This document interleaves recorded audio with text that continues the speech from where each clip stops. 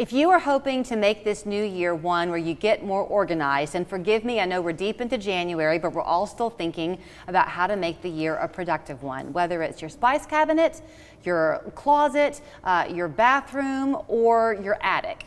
You know what a daunting task that can be. Well, Robin Blankenship is back on the show with us. She has Next Chapter Transitions, and the transitions is the operative word for us this morning, because you've come on before talking about how you can help people relocate, but you can transition in your same home a space that you use from not working to working for you with the right organizing. So Exactly. good to see you. Thank you. Good to be back. I think this is so smart, because you were telling me that this kind of was born from helping people in those relocation times, and then other clients have begun reaching out saying, look, I could use this same help.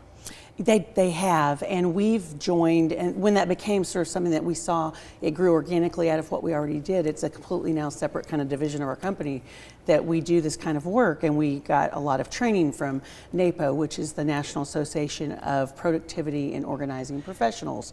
And we do a lot of work in this area, and it's really fun work. What I want to jump in and say, because she's got lots of pictures we're going to have a chance to look at, and she said, first of all, they're real people's pictures. The other thing is, you're not after the Pinterest glossy, oh look, it's perfect image. You're after usability and lasting. Yeah, I think a lot of people, and we like to make things look beautiful, so don't get me wrong, but I think a lot of people, it's easy to fall into, with social media postings and all of that, people wanting to make this picture beautiful and make it look with all the colors matching, or all the books by, you know, all the blue books, all the green books, all the pink books, all the red books. And that, as a book lover, would drive me out of my mind, because I want to be able to find, you know, I know that all my biographies are in this area. That's and all right. so it may not look as perfect, but we try to really spend that little front end time and understand the client. Understand what makes them tick, how does their brain work, because people are very different. There's a thing called stuff in and stuff out people, and people that are stuff in, I like everything filed away. I'm one of those. I like things orderly. But people think that people that have piles on their desks are all unorganized. Right. Not necessarily.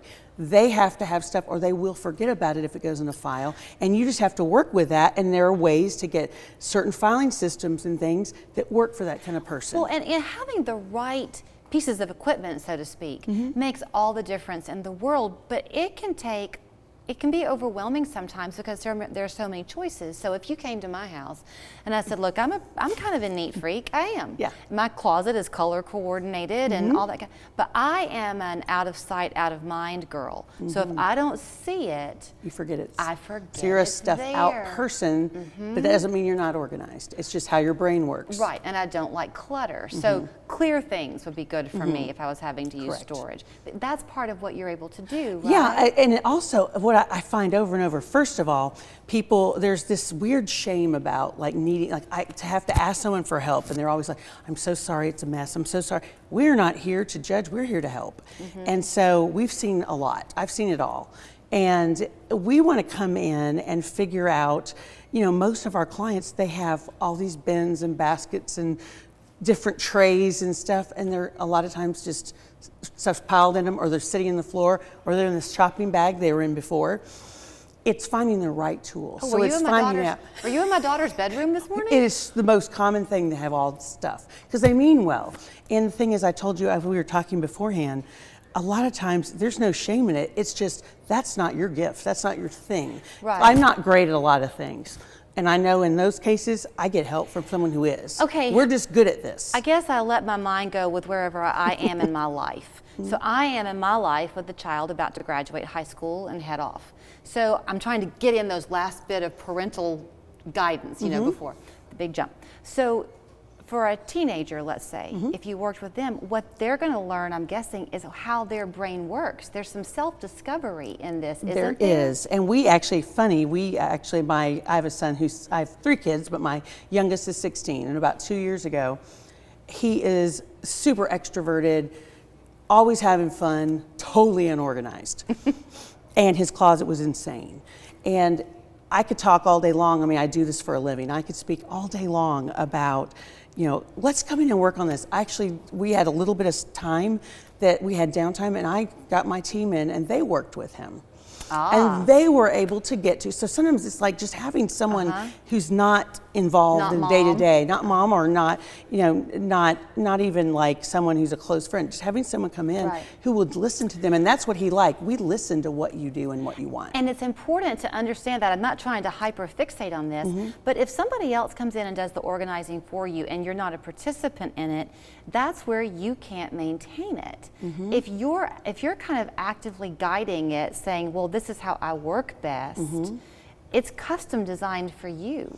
Right. So we may have a very similar space, and this person's garage or closet or pantry may be vastly different than another person's. But it's spending the time up front. Now, when we're on the ground, working and doing it, it's a lot of physical work. Finding we've even worked with when you bring in closet companies, and they have some good ones in the area. But we work with them to find out what is it that you need. Like when I moved into my new home, I met with a great closet company, but they were like, well, we usually have a focal point here and and I'm like, no, I've got this many pairs of shoes, I have this much linear footage in my Right. closet that I'm coming from, and this is what I need to have. I need function. And so we had to go back and forth 2 or 3 times before we got what I wanted. Well- And that's what we can do, is kind of give them a map of what they need to ask for. In the 2 minutes I have left, I'd like, if it's appropriate, to circle back though to the senior citizen part that you kind of began with, because change can be difficult as you get older. So, but your body can shift, so reaching up can be more difficult, Yes. that kind of thing. So if you're working with someone in that situation, even if they're staying in their home, are you mindful of that kind Absolutely, and that's where I think we are a little different than a lot of places, because our company began working with seniors and moving and transitioning. And so we've got a ton of training on dealing with seniors, and we know what to look for. We know when you organize, we have a lot of clients that will work with them as they're getting older to make sure their home, they can age in place as long as they can. So you're looking for walkways, you're looking for, can they reach things? There's certain things you can put up high, but you've got to be really aware. So we ask a lot of upfront questions Right. and get to know what they need. And that's how it started. I've had adult children buy that gift for people for their parents, because I've had parents buy it for their children, adult children. Yeah. I mean, I get a lot of times where they just say they need some help, and I'm not the one that's going to be able to do that for them. Basically, if you have a space, you can use her, because Yes. if we all have a junk drawer and we all have the hall closet Yeah. where things get shoved and And we start with one space sometimes, and they're like, okay, great. Right. Now let's go to this room. I'm going to say this too, I show people, she said, this is kind of my gift. I'm not gifted with everything, but this is my gift.